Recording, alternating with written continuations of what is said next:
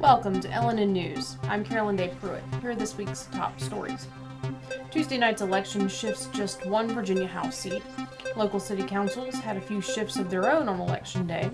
Veterans Day is Friday, November 11th, but Hopewell has been remembering its veterans all summer long. And the Sova Chamber of Commerce is hosting a Women in Business Expo. Those stories and more when we return after this.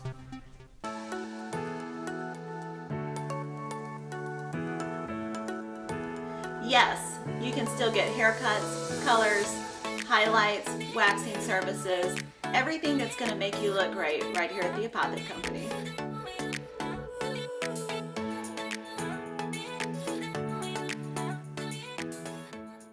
Bopper's Malt Shop, the niftiest place in Petersburg. Ice cream, candy, foot-long hot dogs, burgers, and now introducing the Bopper Blast, a hand-dipped vanilla shake with a blast of candy. Available in over 15 flavors. Bopper's Malt Shop, Old Town Petersburg. It's time you heard the best fried chicken doesn't come out of a bucket or a box. You'll find it fresh out of the deep fryers at Breeze Inn. Virginia's finest chicken. Succulent, juicy chicken with a crispy coating. Hungry for more? Try our pulled pork barbecue, real Philly cheesesteaks, and mouth-watering burgers. Home to Virginia's finest chicken. And oh yeah, we've got a convenience store too. Welcome back to the LNN studio. First, let's take a look at state news. Though widely anticipated to be a red wave, Tuesday's election did not prove to be the major Republican victory that many analysts predicted. Nationwide, Democrat candidates performed better than predicted in key races. While Republicans are likely to eke out a majority in the U.S. House of Representatives, the margin of that victory proved much smaller than in many anticipated. Here in Virginia, Tuesday night's results echoed those across the country, with Republicans picking up just one House seat. Virginia State Senator Jen Kiggins successfully unseated sitting Democrat incumbent Elaine Luria in the Commonwealth's 2nd Congressional District, located in the Norfolk, Virginia Beach area. Kiggins took the seat with an approximate 4-point win over her opponent. In addition to that pickup, Republicans also maintained 4 other congressional seats that they already held. In District 1, Rob Whitman defeated both Democrat Herb Jones and Independent David Foster to keep his seat with 56.33% of the vote. In House District 5, Bob Good secured a second term over Democrat opponent Joshua Thronberg with 57.85% of the vote. In the 6th District, Congressman Ben Cline also maintained his seat, though by a larger margin than Good. Cline secured 64.54% of the vote against Democrat opponent Jennifer Lewis. In the 9th District, in the far southwestern portion of the state, Republican Morgan Griffith also kept a secure grasp on his seat, defeating Democrat Tasha Devon with 73.38% of the vote.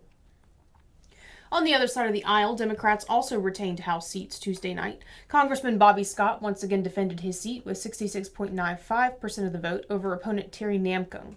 In the Tri-City's own 4th District, Donald McEachin won handily over Republican challenger Leon Benjamin, securing 64.46% of the vote. In the Virginia 8, Donald Byer defeated Republican Karina Lipsman and Independent Teddy Fiker with 73.26%.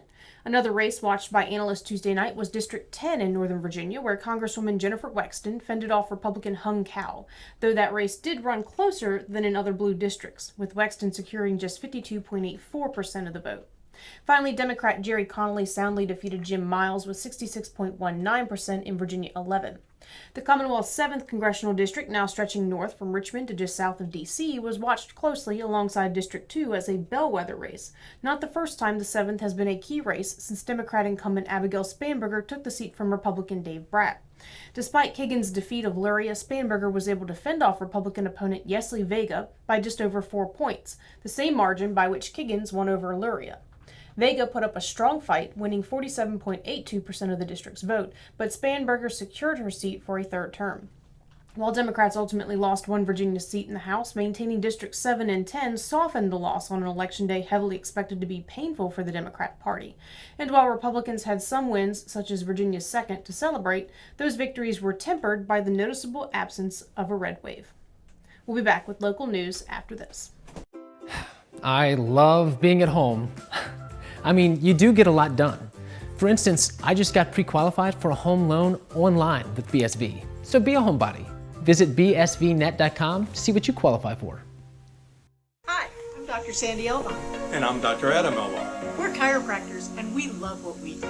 We change lives on a regular basis. We go from pain relief all the way to wellness. We work with the cause of the problem, we help solve the problem, and put your life on a whole different path. If you're concerned about your health in any way, or you just want to be healthier all the way around, come see us, Chester Family Chiropractic Center. Welcome back to the studio. Let's turn now to local news. Though results of the November 8th election remain unverified, preliminary results provide a glimpse into what local city councils will look like come January of 2023. In Colonial Heights, incumbents John Wood, John Petrowski, and Betsy Luck were unchallenged and retained their council seats. One council seat was up for grabs, though, as a special election was held to elect a replacement for now state delegate Mike Cherry. Council appointed former councilor Kenneth Frenier to fill that spot until a special election could be held, and Frenier opted to run this November to remain in that seat. He was opposed by two candidates, Tricia Palmer and Len Hall. On Tuesday, Frenier walked away with 44.6% of the vote, closely trailed by Palmer with 42.8%. Hall received 11.96% of the vote. Frenier and Palmer are currently separated by just 95 votes, as absentee ballots continue to be received and counted until Friday of election week. As of now, Frenier is predicted to keep the contested seat. In Hopewell's Ward 1 race, sitting councilor Deb Randolph lags behind challenger Rita Joyner by just over 8 percentage points, but those 8 points translate into just 51 votes, another margin that could be impacted by absentee vote tallies on Friday. The same applies in Ward 2, where Yolanda Stokes and Michael Harris are 12 points apart, but separated by just 61 votes. That seat is a guaranteed change on City Council, with both candidate newcomers on the City Council scene.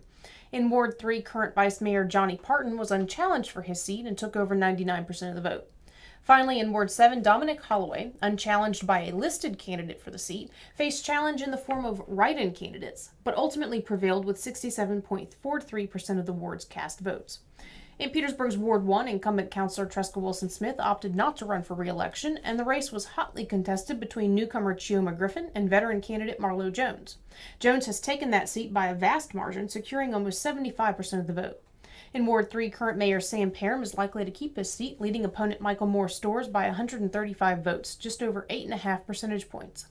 Incumbent Ward 5 councilor Howard Myers will retain his position on council. He was challenged by two opponents, Michelle Murrells and Lois Long, but that three-candidate race split the vote in Myers' favor, giving him over 51% of the total votes cast.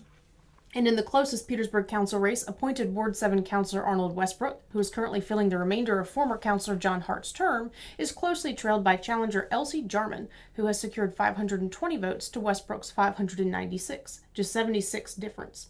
In total, Hopewell will likely see 3 new faces on city council versus Petersburg's predicted 1-seat change, and Colonial Heights 0 changes.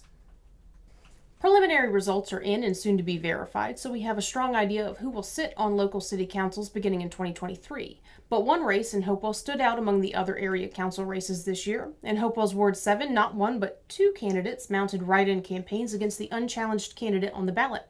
LNN's Chai Gallahan spoke with all 3 of those candidates at the polls.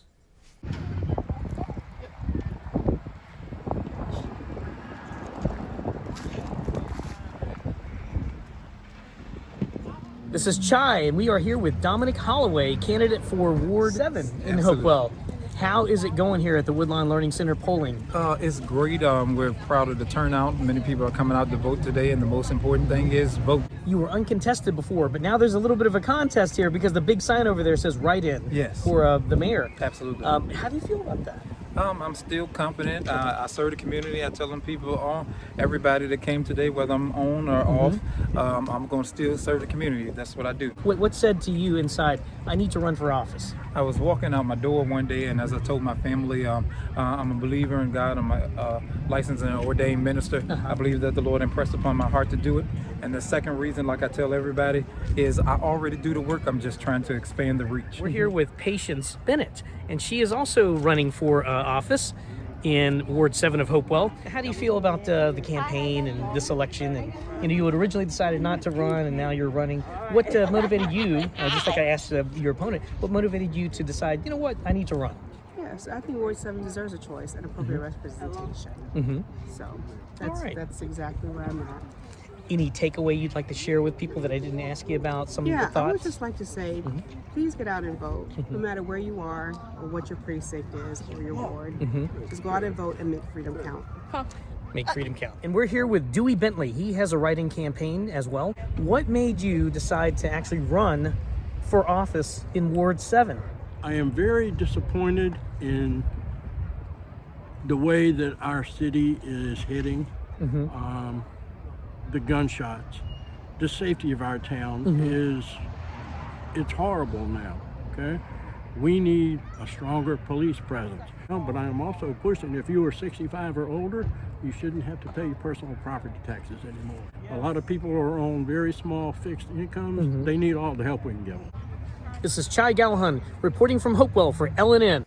While Holloway is projected to be the next city councilor for Ward 7, the write-in campaigns were not ineffective. The other 3 council races in Hopewell averaged about 0.96% write-in votes, but the Ward 7 race drew 32.57% of the votes as write-ins.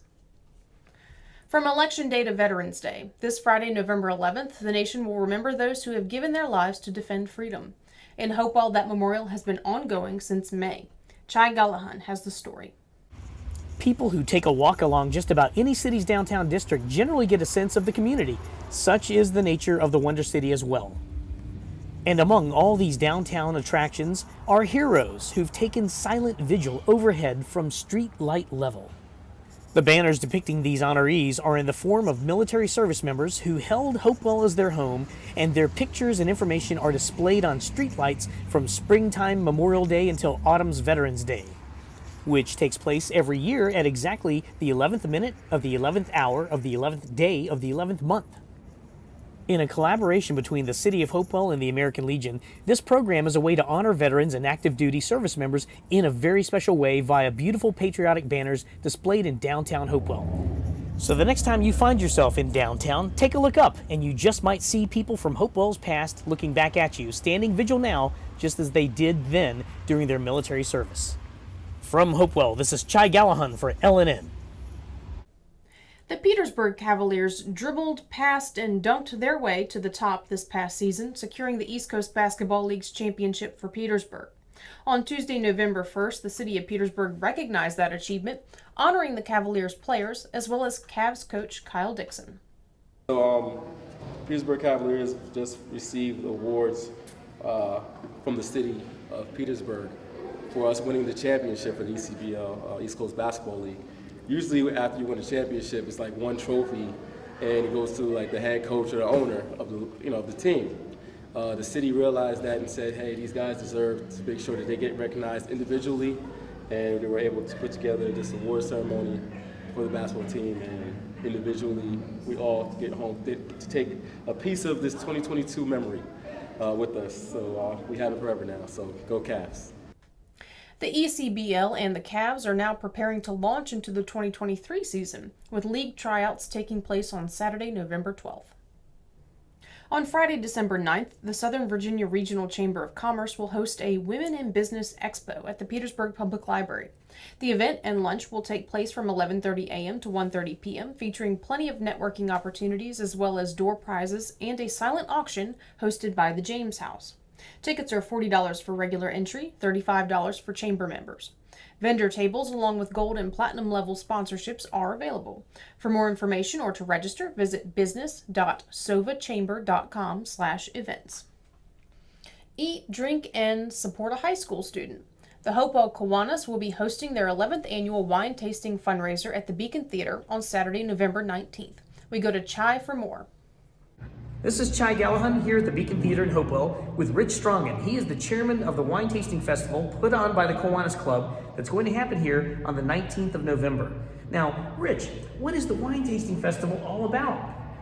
The primary purpose of the festival is for philanthropic support for the high school students at Hopewell High School and Prince George High School.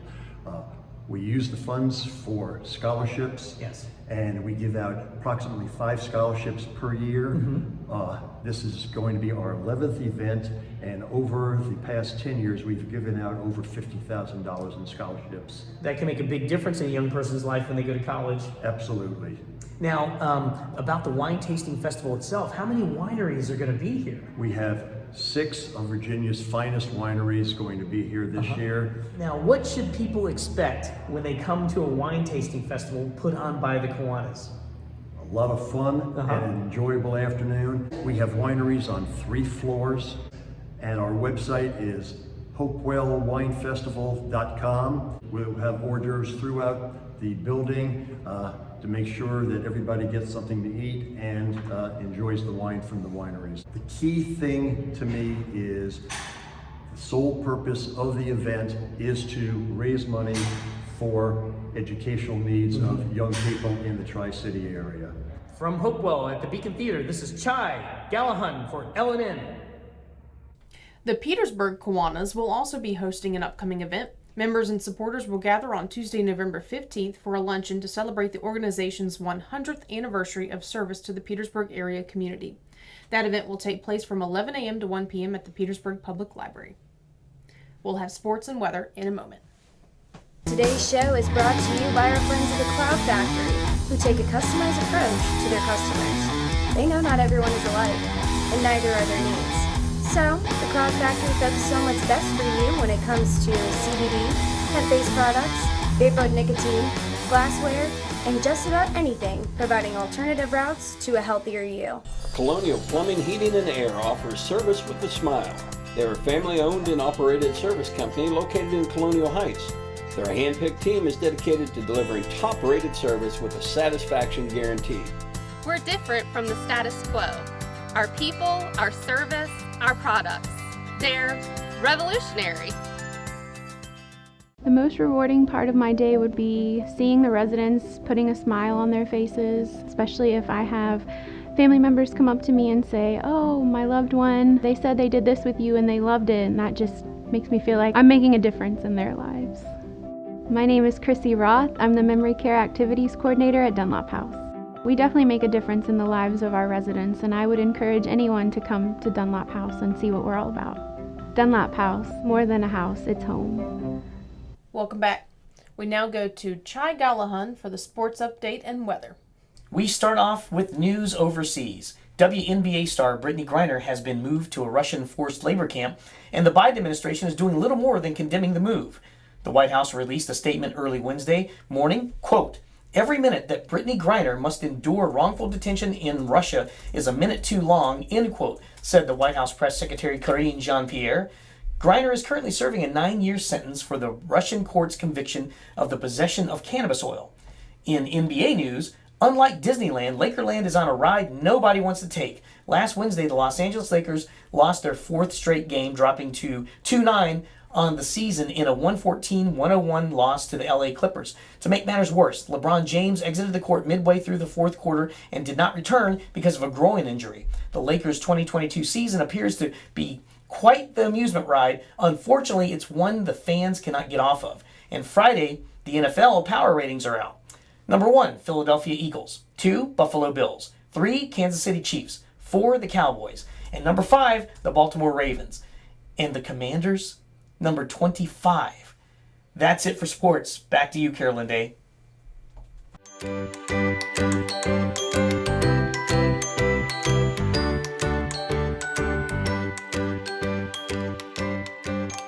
Hourglass Realty Group. Opening the door to your next journey. Warning, these products contain nicotine. Nicotine is an addictive chemical. The Vape Guys is where you'll find hundreds of e-liquids and a huge selection from salt nic options and disposables to hemp-based products and detox. The Vape Guys make you the star with their loyalty program, superior service, unrivaled selection, and the passion for vaping you deserve. The Vape Guys, 536 South Park Boulevard, Colonial Heights. Thanks for the sports update, Chai. What's this weekend's weather look like? We're in for a little bit of a ride, Carolyn Day. Friday is Veterans Day and starts off with very likely stormy weather with a high of 74 and a low of 61. Expect sustained winds from 11 to 15 miles per hour with gusts up to 24. Also check to see if your Veterans Day ceremony has been moved indoors. Saturday and Sunday begin with lots of sun and become cloudy by the end of the weekend. Is that a thing? The end of the weekend? Well, I guess it is now. Saturday has a high of 72 and a low of 53. Sunday drops to a high of 53 and a low of 32. Monday through Wednesday have highs near 50 and lows between 34 and 41. So get outside while you can before it gets brisk. And keep in mind the stormy weather expected on Veterans Day. Back to you, Carolyn Day. Thanks, Chai. That's it for this week's newscast. We'll see you next Thursday for the latest local news. In the meantime, be sure to follow LNN USA on Facebook, Instagram, and YouTube. Thanks for watching LNN, News by the People, for the People. Hi, I'm Carolyn Day Pruitt. And I'm Chai Gallahan. Major media companies have editorialized reporting and called it news. The free press was never designed to be journalistic interpretation of the facts. LNN USA is committed to reporting facts about issues important to you, but the free press is anything but free. LNN USA exists to serve our fellow citizens. As a locally owned and operated digital news network, we forego the expensive printing presses, costly production plants, and corporate overhead. Your membership dollars are primarily used to pay local reporters to cover local news. Reporters dedicated to investigative news and features that matter. To do that, we need your support. Become a member, and you'll receive the LNN Insider Weekly Email, a 40-page magazine packed full of news and features you won't find anywhere else. Membership also includes full access to LNN News broadcast archives, LNN Insider magazine archives, extended interview clips not aired in the weekly broadcasts, and more. Your membership supports local independent reporting free from corporate and political pressure and agendas. Become an LNN member today by going to LNNusa.com and clicking on the subscribe button at the top of the page.